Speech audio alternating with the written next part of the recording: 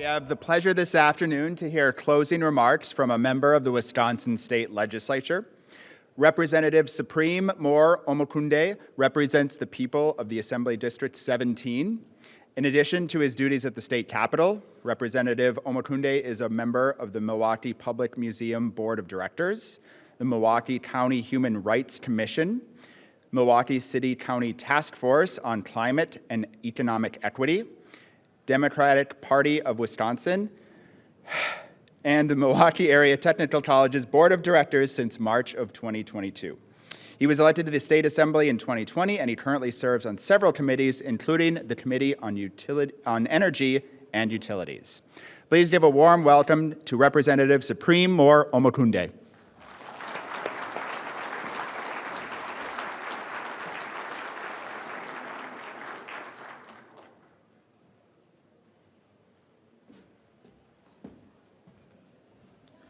Good afternoon, everybody. This is usually a time I'd ask an elder for permission to speak. I don't see any of my elders in here, but thank you anyway. Some of that introduction stuff is pretty old. I need to update it. The last time I was brought here to speak before this conference was a couple of years ago, I think 2019. And we were talking about a city-county task force on climate change and economic equity. Since that time, it's been adopted. It's now baked into the city plan of the city of Milwaukee. What we developed, our work product was the climate and equity plan. And so we're moving full steam ahead with that, and I'm very proud of that work that we did together. And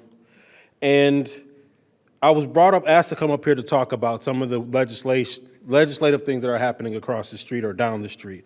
One of the things that we have to do is make sure that we are making sure that we continue to marry these ideas of climate and economic equity, climate change, preventing climate change, climate justice, and economic equity. We have to make sure that we're marrying those ideas so we can talk about things like community air monitoring, where many Black and brown communities are going to be hardest hit by climate change. And so we have to make sure that we are measuring the amounts of pollution that are in the areas, especially urban areas where Black and brown people are going to congregate and live.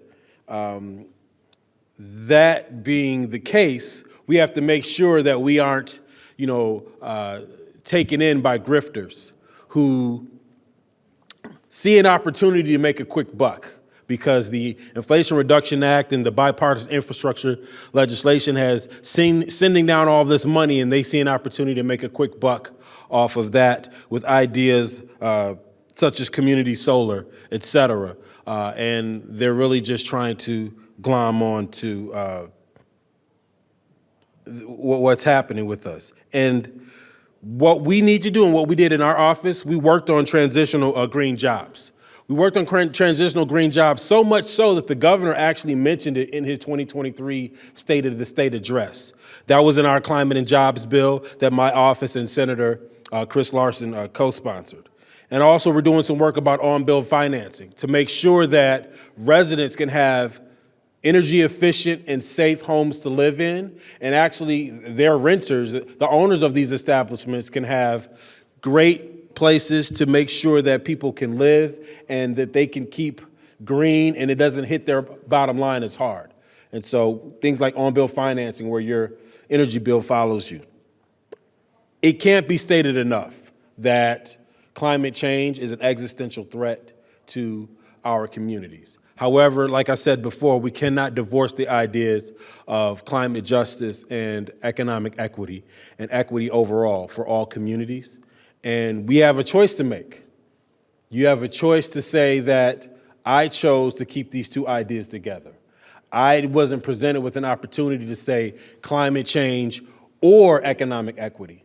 We wanted to marry these ideas, and we wanted to make sure that it wasn't this radical lefty thing that they try to propose that it is. However, it was a common sense thing. Because if you want to talk about housing, if you want to talk about gentrification, if you want to talk about healthcare, if you want to talk about racism, all of those things are exacerbated by climate change.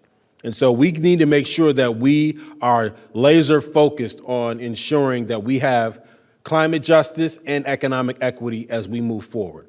And those are just my remarks. I thank you so much for your time.